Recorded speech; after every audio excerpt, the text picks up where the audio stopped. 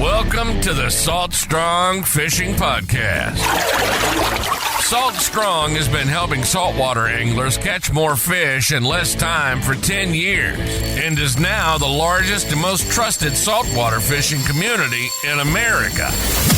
If you want to catch more saltwater fish, then keep listening. If you want to speed up your fish catching results even faster, then join the private insider community at saltstrong.com. Here's your host, Joe Simons. Like diamonds. Hello, Salt Strong Nation. Joe Simons, like diamonds. We are back talking about tiny boats, most affordable ones, maybe even some to avoid, and just some really, really cool stories. I've got my boy Grayson. Grayson is someone that we saw on YouTube quite some time ago doing some pretty neat things with small boats and going out there in boats that are, in some cases under $1,000, and was catching fish and doing pretty well, and joined our club, got really good, and now has a couple of different businesses around fishing, and is even doing some stuff with us as a kind of a part-time fishing coach in the community for the Panhandle area. But the thing I really love, and I love watching the videos, is these small boats. The majority of America, can't afford a six-figure boat or more. I mean, some price on some of these, even bay boats now, are just absolutely mind-blowing. So I'd love to talk a little. Let's start off by kind of sharing the backstory. How did you get into all this? You've been boating since you were a baby. What's the backstory? We moved to Panama City, and I just wanted to start fishing. So I just wanted to get into fishing. So I bought a couple rod and reel super cheap for my wife and I from Walmart. And I was out and we were catching, at the time we thought it was like, oh my gosh, mind blowing. I'm catching pinfish. I'm catching blue stripe grunt. Like I thought I was going to be, the big, but really, I just had an urge to get out on the water, and I just really wanted to go explore. I wanted to fish, of course, but just the idea of having my little oasis. So I started looking at boats on Marketplace, and, you can get a boat for $5,000, $10,000. And if you want to get a newer boat, you're going to spend, like you said, six figures, sometimes $50,000. And I was like, you know what? I don't have any money. So let's figure it out from that aspect. So I went on Facebook Marketplace and I found this whole world of plastic boats. I was like, First I was like, that seems like a death wish to put that on the bay. But I ended up buying, my first boat was the 9.4-foot water tender from West Marine. So it's a little tri-hull design. It's just like a little dinghy, and I got it. And it was a little sketch. It was, really short, and the beam was really, narrow. And my wife was freaking out the whole time. So she's like, all right, we got to get something else. So then I found the Pond Prowler 10. And this was my basically first boat that I really fell in love with. I paid $300 for it. Came with the trolling motor, came with the battery, 2 seats. So do you have trailers for these boats too, or? I did, and now I do, but back then, all these boats, even the plastic John boat, the 12-foot, fits in the bed of the truck. So It's just the Pond Prowler is just like a little 10-foot, 2-man plastic pontoon boat, and it has a transom rating of 3.5 horsepower. You could throw a bow mount trolling motor. It's actually pre-wired, so the bow of the boat has a plug-in for a bow mount trolling. Well, not a bow mount, but a clamp-on trolling motor. Okay. So that's how I got into it. I just got one, and we started going around, and I just started casting some lures and catching some trout. And was like, yeah, this is pretty cool. I love fishing from the bank. And now I think it's a little bit more satisfying because I'm spoiled being able to go wherever I want on the water. But for $300, dude, getting that Pond Prowler and going out on the water, it changed the game. It was so nuts. And everybody was like, what is that thing? No one really knew what it was. I just got the weirdest looks, and everybody just fell in love with the little boat, especially at $300 used. It's pretty nuts. It's tough to argue with that. And if you're actually catching fish off of it, there's, exactly people that have really nice boats and come back catching nothing. So that's respectful. Oh my gosh, absolutely. And my go-to boat, I still have the Pond Prowler, is the 12-foot Sun Dolphin American 12. And it's funny because I like to bridge fish with my wife, and you'll have almost $1 million worth of boats lined up on the pilings. And then you have this $600 Tractor Supply special with my wife on the front of it, rolling in with a trolling motor, just slamming giant fish. And we've got videos of it, and people are yelling at us like, what's going on? It's a funny sight to see these little boats just ripping fish. I love it. So let's start in the 10,000 and below, because I know you've done a video on this. What did you find were some of the best options, or maybe the best value boats in that like 10,000 and down, if someone had, that kind of money to spend on a boat, and maybe with or without a trailer? Obviously you want to have some sort of motor if you're spending 10K. Right. Yeah. What have you found? Yeah.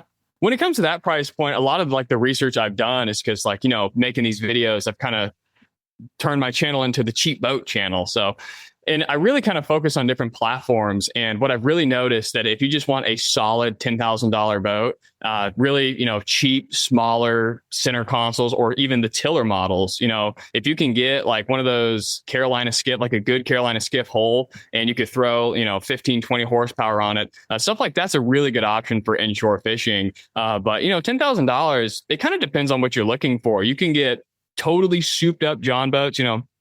There's people out there with the 1442s, and they've got the decks on them, and they got the motors, and they've got the bow mount trolling motors, and come with a trailer. And, you can spend $10,000 on basically just a really small, super nice John boat. That's basically a bass boat. So, I mean, $10,000 in my world, it gets you quite a bit. But a lot of these plastic boats, I mean, the community around them, they'll mod them so hard that they're selling for $5,000-$6,000 sometimes. So it's pretty nuts. But, $10,000, it can get you a lot of boat. But really, I mean, it's just whatever platform you're looking for. Used, older, just make sure that it floats, make sure it's got a good title. Other than that, I mean, it's really not super hard to find really cheap boats.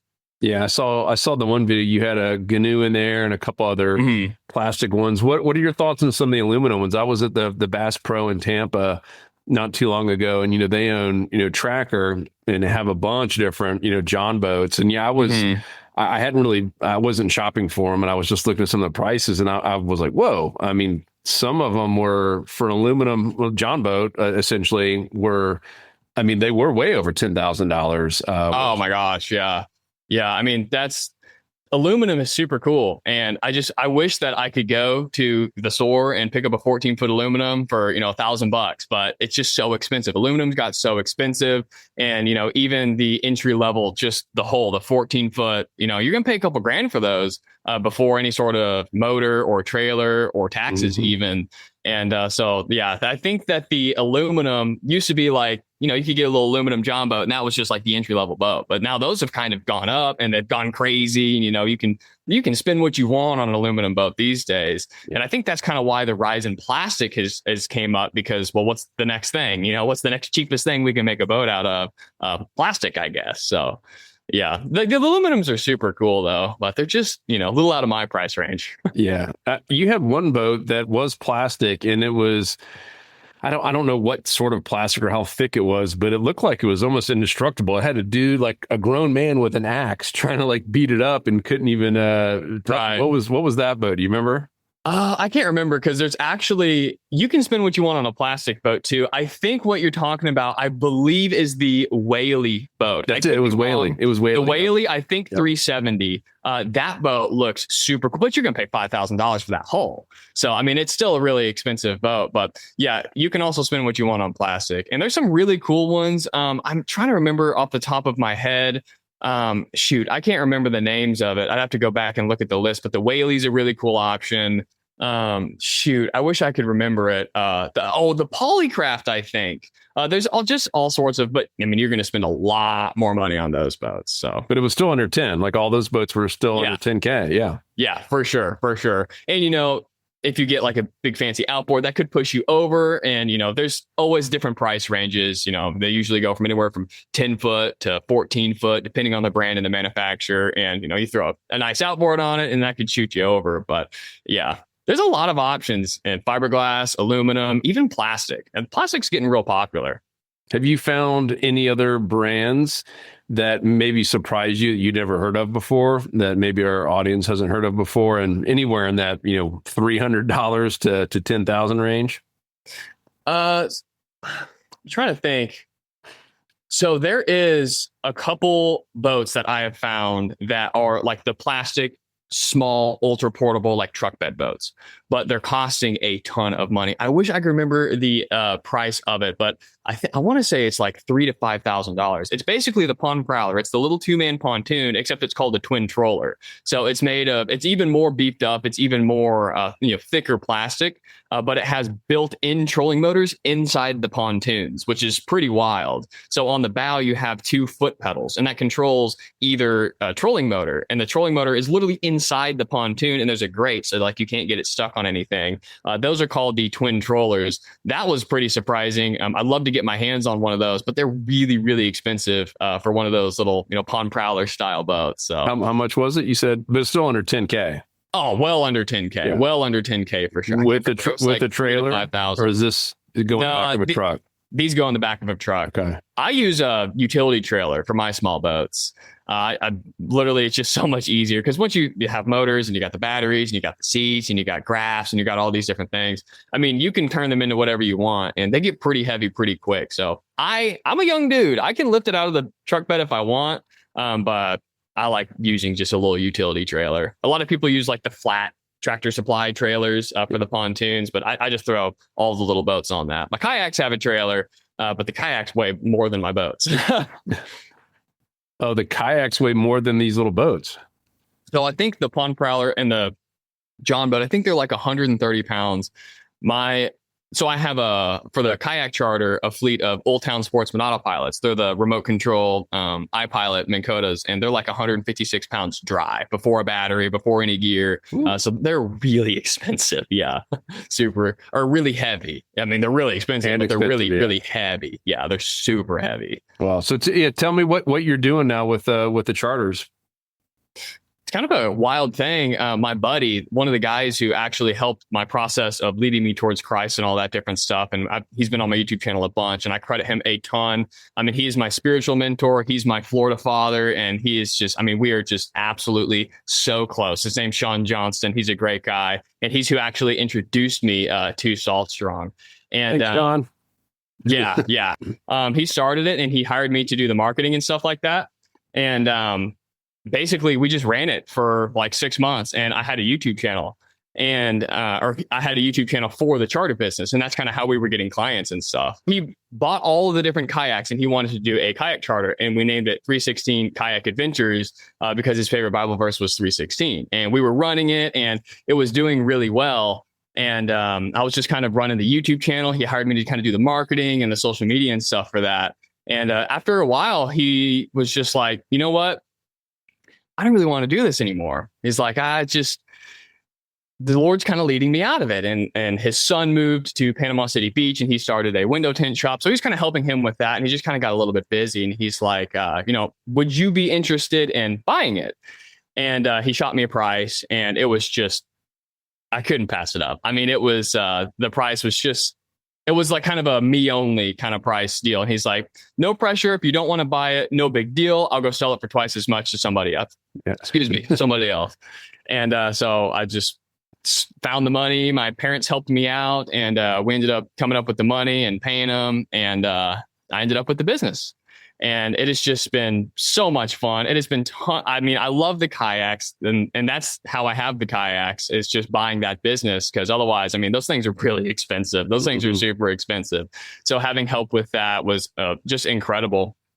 And it's just a great platform to take people out. And we kind of specialize in the bull redfish. So like, that's like the main thing in the charter. They kind of moved out last fall, and, they went to go do their thing, and I switched to more flats and, going through winter, but they showed back up. But that's our bread and butter, is the bull redfish. So we take people out on the kayaks, and it's just a really cool place to kind of talk to people, get to know them, put some people on fish, of course, but also people are curious about 316. So it's a cool story to kind of, introduce them to Christ and all that different stuff. And that's honestly really the main point of the business is, 316 Kayak Adventures. We give all the glory to him, and it's just that's really the main point of it. And fishing is just a bonus. Yeah. But that's it. That's how I ended up with it, and I absolutely love it, and I've been blessed with it, and it's really been a blessing, and it's been a ton of fun. I love those little kayaks, and that's really how I ended up with it. And all my clients just come through YouTube. I just go out and I film videos on the YouTube channel. I just basically vlog myself having fun, catching fish. people see it, they reach out, and we fill up bookings. So it's just been a ton of fun, and I cannot be more grateful for it. So how many people are you taking out at a time with these kayak charters?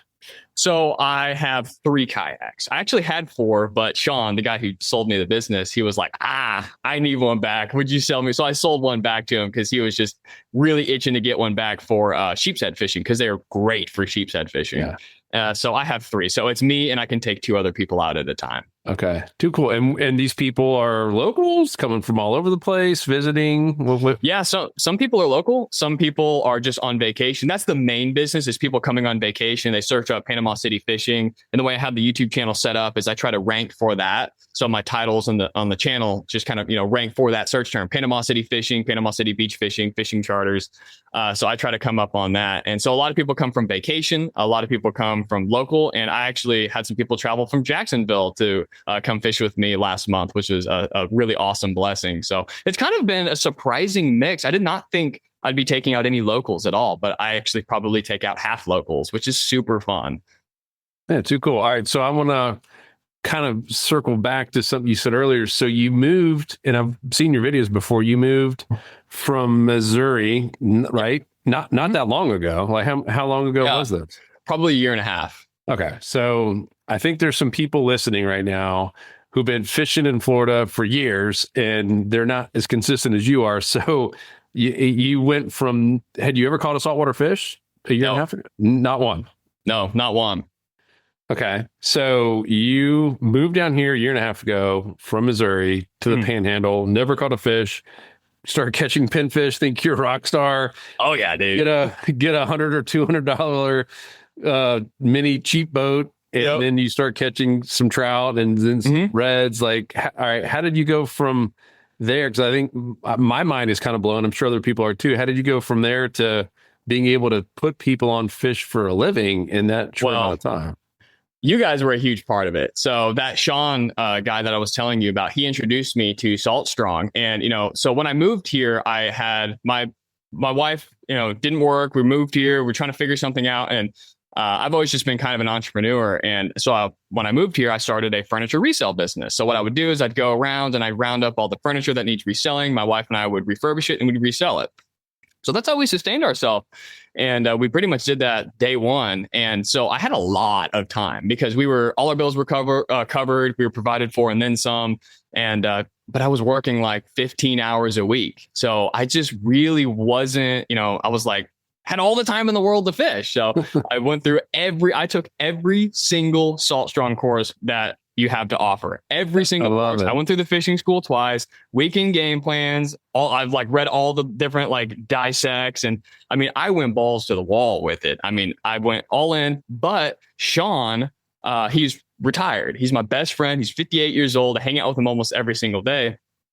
And I went fishing with him every single day for months. I mean, we fished. He taught me everything. So at home, I would go home and absorb Salt Strong. But throughout the day, I'd be on his boat and he'd be like, nope, you don't want to, when you're working the top water, you don't want to do that. It's like, no, you don't want to tie that knot. You don't want to do this line. You don't want to use this weight of jig head. You don't want to cast like that. No, you're using the completely wrong setup for this. And he basically just totally schooled me. And part of why he was also schooling me was because he wanted me to start guiding for his future kayak charter business. So there was also an element of him just helping me out. Also, I need you to be really good, really fast and know all these different things and all the different factors that play into it because I want you to start guiding. So basically, the day I signed up, I started fishing with him every day. So it was 24/7 fishing. I mean, it still is. Yeah. So I was able to kind of cut that learning curve fairly quickly just by having great mentors, having a great program like you guys. And it's just, I don't know, it just really worked out. And, when he was like, dude, you're so ready to do charters, to be guides. And then a couple weeks later, he offered for me to buy it. And I was kind of nervous. I was like, I mean, do you think I'm ready? And all this different stuff. He's like, do you catch fish? I was like, every day. He's like, you're ready. So I was like, all right, let's do it then. And it's just one of those things when you're passionate about it, you just crave to learn about it. And I just love every detail of it. I like knowing where fish go during certain conditions, during certain tides, when the wind blows, all these different things, water temperature. I like to geek out about it. It's just what I love. And my wife always slaps me. She's like, quit talking about daggum fish. It's like, I can't help it. I just love the fish. So that's kind of how the progression happened. Is I was just in a position to literally fish every single day, pretty much all day. And you guys, coming home and absorbing your content is just, and the YouTube channel. I mean, it was just 24/7 absorbing fish. So that's kind of how it happened so quickly. Well, and now I mentioned it earlier, but Grayson is on our platform. Both he and Sean were members and still members, but now we had this opportunity with I'm going to call it kind of a part-time coach, because we have our full-time coaches, but they can't cover every single area. And we got members in Texas and the whole Gulf of Mexico, all the way up to New Jersey now. And so we started bringing on some part-time coaches who fish in that certain area, like you do in the Panhandle there, and are able to share and do spot dissections and help the members out in that region who are having questions, or hey, I'm on smart fishing spots and I'm having trouble picking an area or figuring out when I should go fishing in this area, if I should hit this bridge or if I should go up in the creek mouth. And it's just so cool to have coaches out there, because that's, our big thing has always been united friends and family through fishing. And obviously, if you're catching, it's a whole lot more fun. There have been many times that's been amazing, and I've had some of my best conversations and some really, really memorable things happen when I wasn't catching fish. But in general, I like to go catch fish if I'm out there. So. It helps. Yeah, it helps to catch fish. When you're fishing, it's fun to catch fish. Yes. Amen. Well, that's so cool, dude. I love it. Thank you. I know you had something else as well that you would have told me off air about a trolling motor, kind of not a top secret anymore, but just another way for people that have a smaller budget that want to have nice electronics. Do you mind talking about that real quick? Absolutely. So there's this crazy new thing that hit the market. When I first got the Pond Prowler, and it came with, I think it was the Newport Vessels 55-pound thrust kayak trolling motor. So cheap little tiller handle. And, everybody knows what I'm talking about. If you got small boats, you got small John boats, the regular little, if you go to Walmart, $100 Minn Kota Endura C2, 30-pound thrust. Well, now you can turn those motors into smart motors, basically iPilots, with spot lock, north, custom tracks and stuff like that. So I've got the head here, and it just hit the market. I believe the first rollout was January. They sold out, and then you can pre-order them now. And I think the next wave is coming in March, but they usually sell it in a pre-order. I mean, they can't keep them on the shelves. So I've got one right here, and I actually had it installed and I used it yesterday. There was something a little funny with this unit, so they're actually sending me another one. That's why I have it taken off right here. But I went out and I picked up the Minn Kota Endura 55, and this was the head that came on. Just the regular head, telescoping, the average trolling motor. Well, the new Autoboat replaces that head. So basically, you take that head off, put this one on, and then this motor attaches to the just kind of like the main bracket. So, and it turns it into spot lock. You get spot lock, you can control it with a remote control, and I'll show you the remote right here. And it does everything that my Minn Kota iPilots do. And this unit costs about $700. So if you go out and you buy a $100 trolling motor and you get this thing for $700, $800 in, I mean, you know how expensive the Minn Kota iPilot, the bow mounts and all that. I mean, my buddy just got a one for his new boat, and it was $2,700. So, I mean, it's a pretty big deal, and it's pretty awesome because it fits on a lot of different motors. But I was testing it out yesterday, and I mean, it's really cool. So in terms of like the super cheap boats, now you have a super cheap option to have the high end features on it. So it's pretty wild to have spot lock and GPS and track all my coordinates on a $600 Tractor Supply plastic boat. So that's so cool. It's called the Autoboat Smart Head. So Autoboat's the brand. Autoboat's the brand. They're actually made in Brazil, and they're being the distributor is Tiny Boat Nation. So as far as I'm concerned, that's really the only place that you can buy it. So Tiny Boat Nation blessed me with this model, and it's just been, at first I was like, come on, clamp on, spot lock, remote. I was like, I don't know. It seemed kind of gimmicky. It was really good, really responsive, and I'm really impressed with it. And it's fairly lightweight, which is pretty cool. I just mounted it on the bow of my cheap plastic boat, and it worked really well. So that's a pretty wild option, not even just for the tiny boat guys, but I mean, I think the Minn Kota Edge, it'll work on the Minn Kota Edge, which is, I believe, a foot control trolling motor. But they're rolling out 24 volt, 36 volt options. They're rolling out different models in the future that'll work on more foot control and other bow mounts. So I think the whole point is for them to be able to throw this head on any trolling motor and it instantly turns it into a smart motor, which is pretty cool. So I don't know. I just think it's a really, really interesting idea and an idea that it works. It just flat out works. So yeah. I just think it's really cool. What are some of your other things that you like to do in terms of money making, add-ons or accessories or ways to kind of soup up these cheap boats? So, man, the mod world for these things is pretty awesome. So, I have a YouTube channel where I modify these things as much as I can. And I mean, you can really get fairly creative with them. I don't have it on right now because it's, we're in February, but, they make bimini tops for these things. So in the summer, you can throw up a bimini top. I have Tiny Boat Nation also makes like an aluminum flooring kit with this high-end hydro turf. So the bottom of it's all fancy and I've got the rulers on it. And I pretty much try to modify these things as much as I possibly can. Because on the YouTube channel, that's basically my bread and butter, is taking the world's cheapest boats and trying to give them everything, all of the luxuries that, $50,000 boats have, of course, without size and stability and the speed. You can't do everything, you're pretty limited. But in terms of making like the coolest freaking pond hoppers, I mean, that's kind of what I'm into. So that's so cool. And what's the Tiny Boat Nation for those that don't know? Tiny Boat Nation is basically a company that, as far as I'm concerned, probably the biggest company that does aftermarket parts and accessories for the tiny boat world. So they make the Sun Dolphin American 12 plastic John boat kits. They make this insane aluminum hydro turf decking kit for the pond prowlers. I mean, these people go nuts on these tiny boats. They sell all sorts of electric outboards for small boats, and they're basically just like on the front end cutting edge of, if there's a crazy new product coming into the tiny boat world, it's going to be Tiny Boat Nation. So I'm super blessed to be able to be kind of hooked up with those guys, and they're really spoiling me with building this John boat. So that's pretty much who they are, and they actually sell some different tiny boats on there as well, but they're a little out of my price range. So it's so wild how like these days there's almost like a community for everything, right? Oh, I know. It's like the weirdest little niche. Yeah. And my parents got into RVing pretty heavily in the last 5-6 years.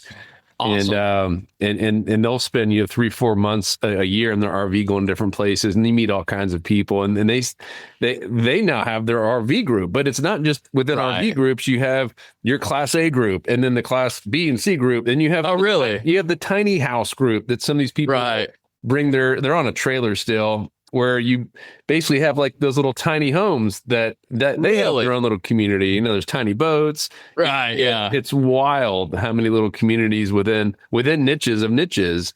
Oh yeah. Yeah. It's so wild. And it's a really cool little community.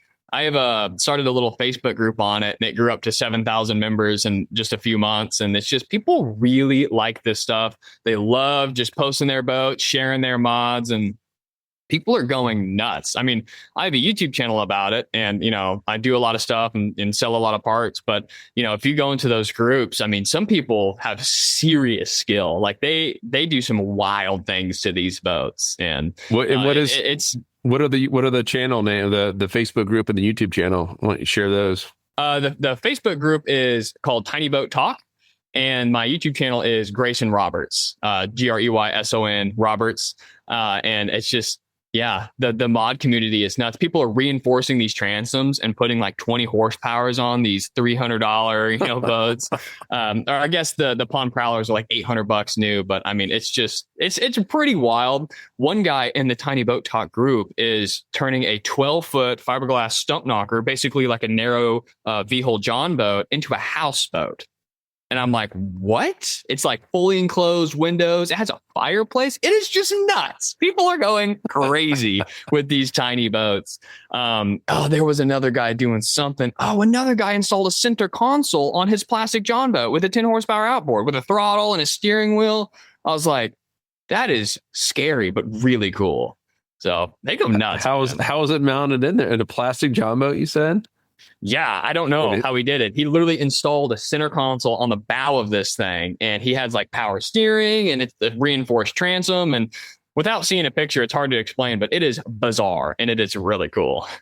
That is awesome. All right, so you had quite a bit of experience in a pretty short amount of time. If knowing what you know now, if you had just moved down and you had the same knowledge, or if someone was about to move down and said, hey, yeah, I'm in Grayson's same shoes, I moved to Florida from a different state, I really want to get a boat, but I only have $1,000 or something like that, what would you recommend getting if you could share with someone?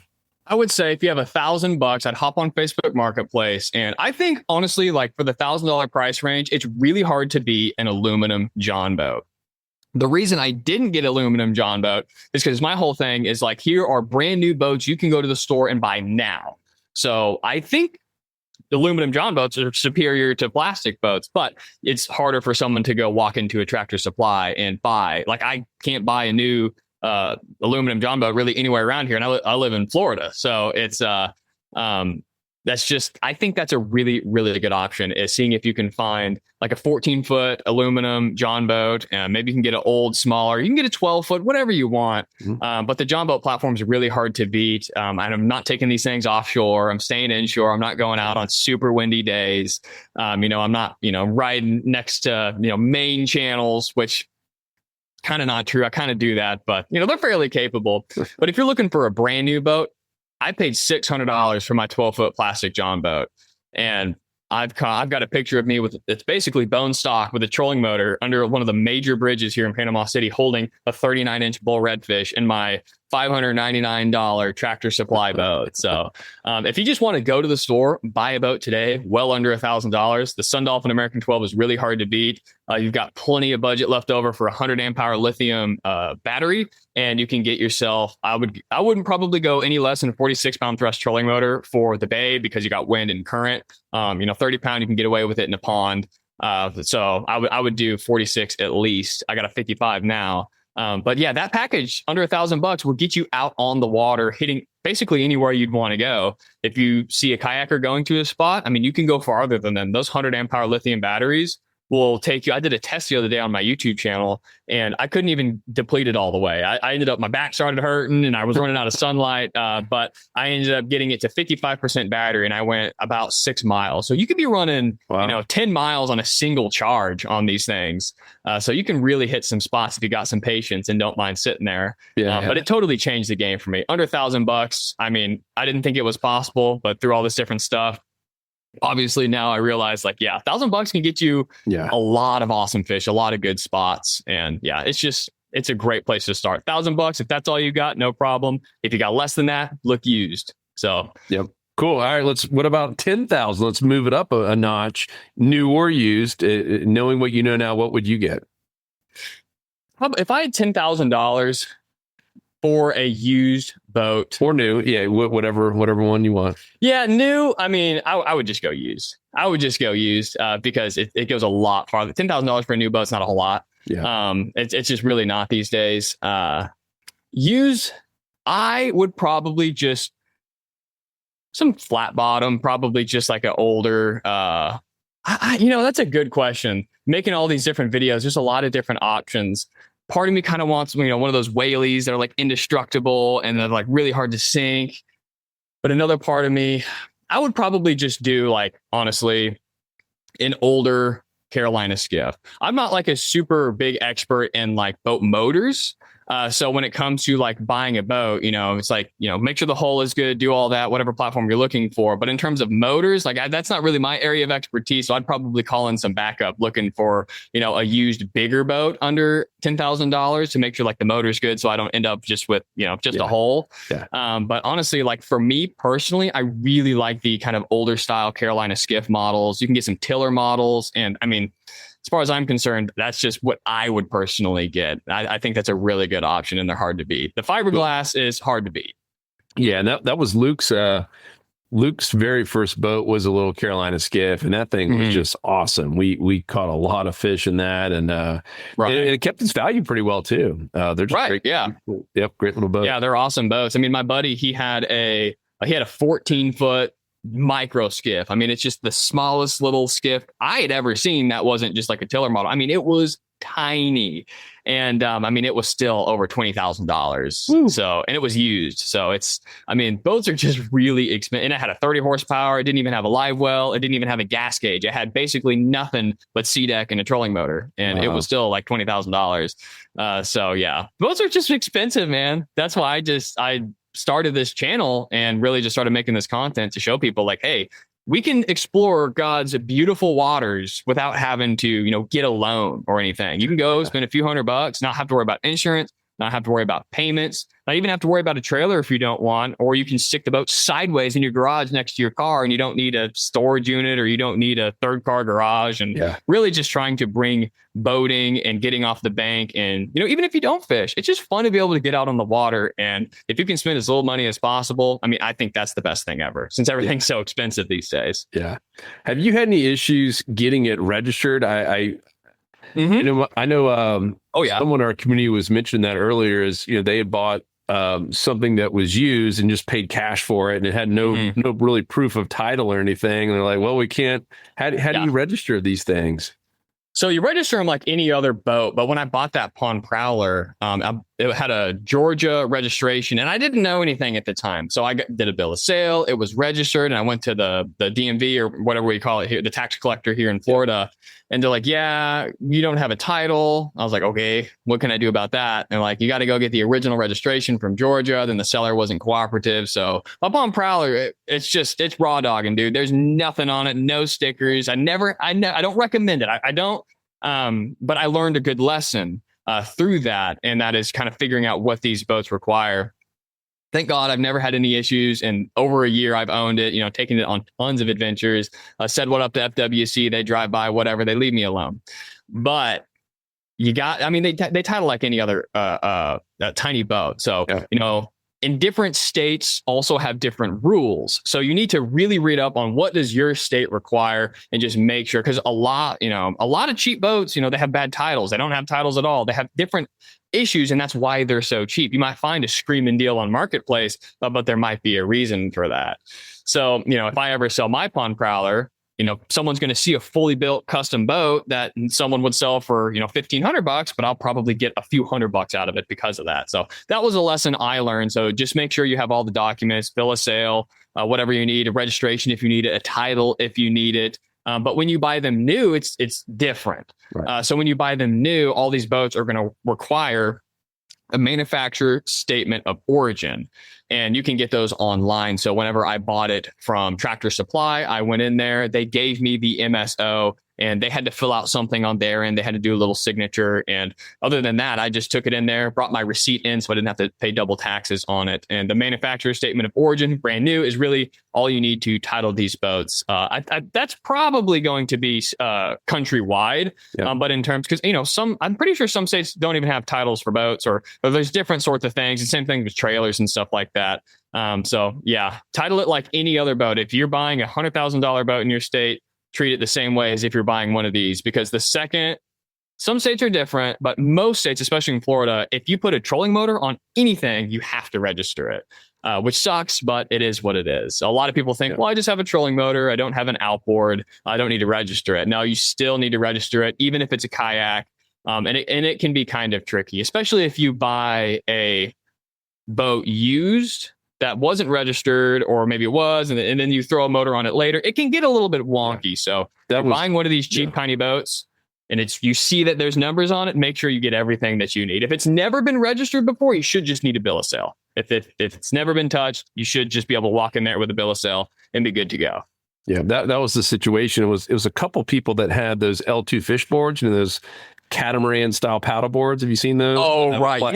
Yeah. And they're not really meant to put a motor on there, but people are starting to do that, right? They're starting to clamp on the back, and all of a sudden now they're being told, at least in the state of Florida, that they have to have registered, and they're like, well, I bought this cash off someone. I don't have anything. Exactly. That's the problem with buying something that didn't previously have a motor on it, and then you put one on it, and then you don't have the right documents for it, and it can be tricky. And, I don't recommend really anybody break the law and do it without, but, I have for over a year, and, I haven't had any issue with it. My buddy's been stopped because his kayak's in the same situation. He can't get a title from the previous seller. And, they'll give you a warning. They could give you a fine, and it is what it is. But I recommend staying away from those unless it's just a stupid deal. Then it's like, what are you going to do? Not buy it? So, yeah, it sucked when I found out I couldn't register mine. And it's kind of like a sinking feeling, like, I just bought this boat and I probably can't sell it. But it's like, what am I going to do? Not fish. So I've been fishing it ever since. So, yeah, that's great. Cool. And you had a story you posted on your channel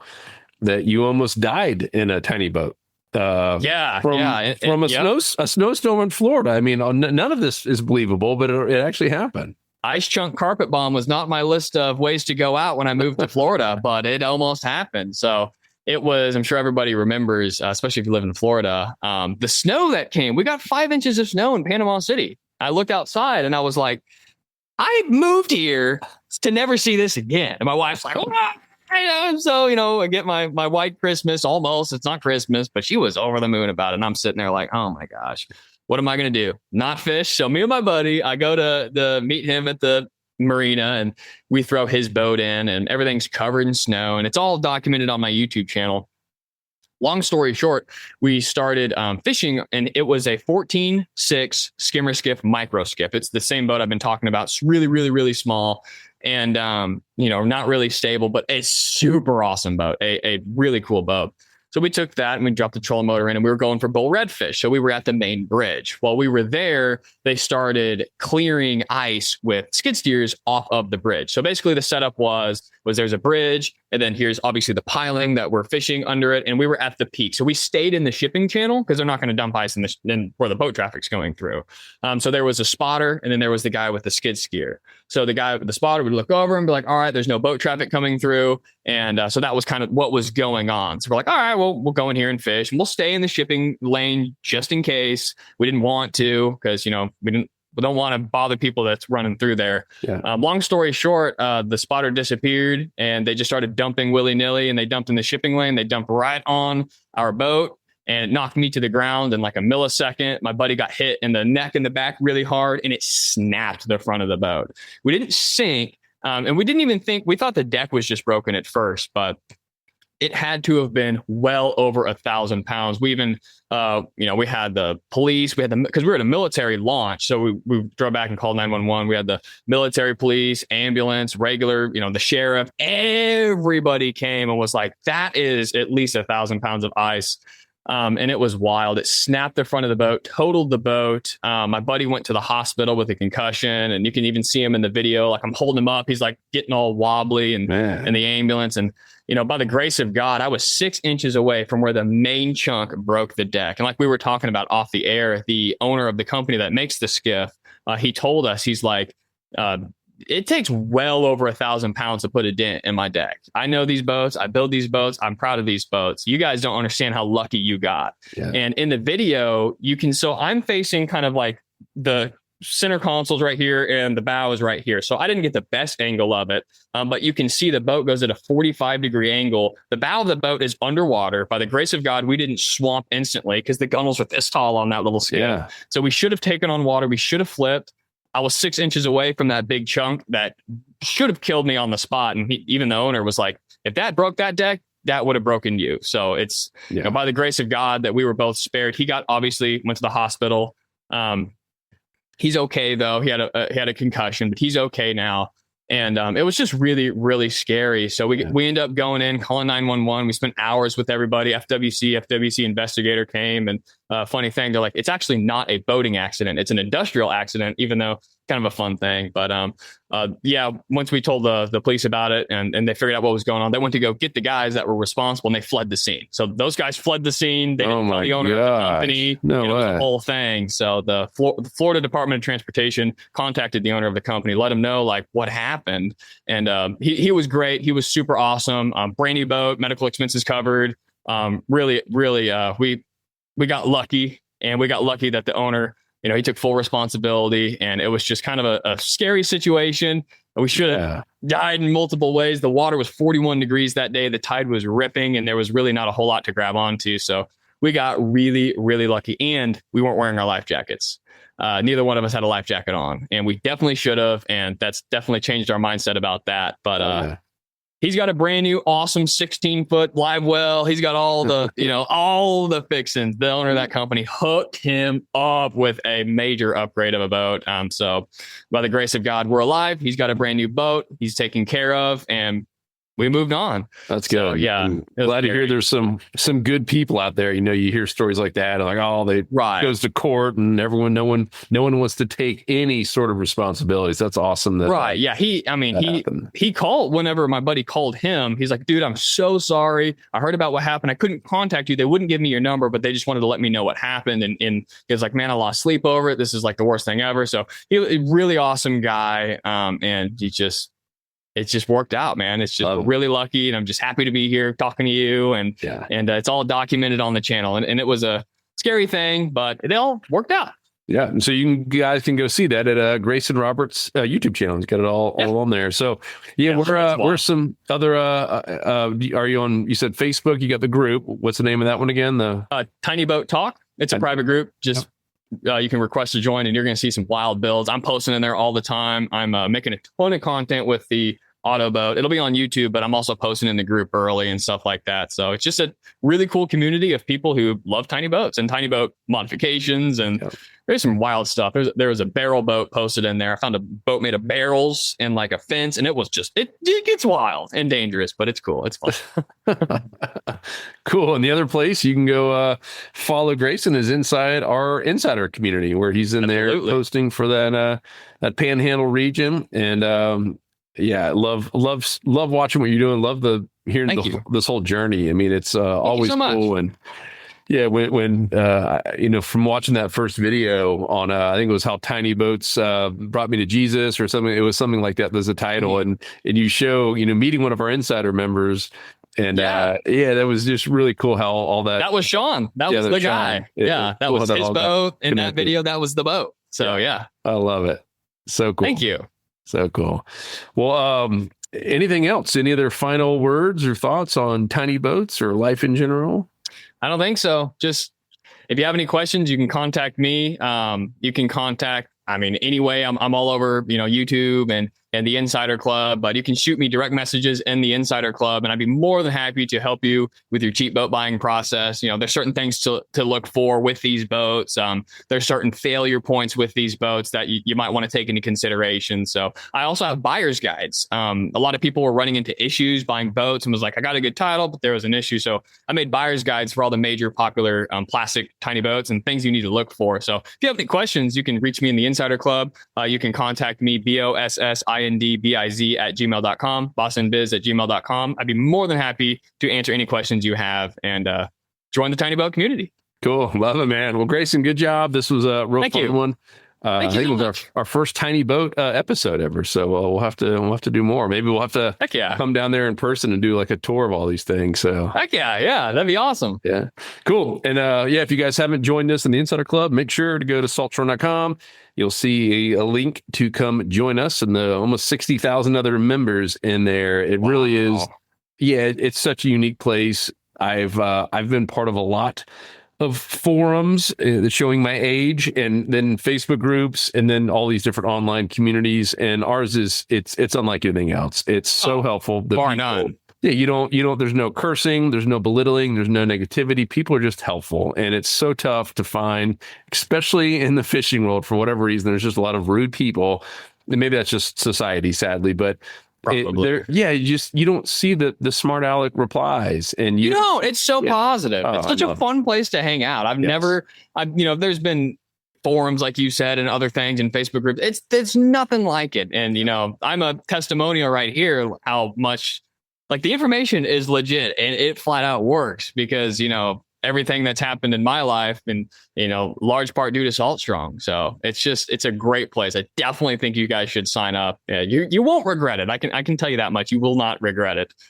Yeah, cool. I appreciate that, my man. And stay safe out there. No more snow and ice storm. That's just bizarre. Hopefully I won't have to worry about that anymore. That was just a bizarre day. That is crazy. Cool. Everyone, we appreciate you so much. And we'll talk to you on the next episode. Want more fishing tips, shortcuts, and tools so you can catch more fish per trip? Then head over to saltstrong.com now and join the movement. Tight lines, and thanks for listening.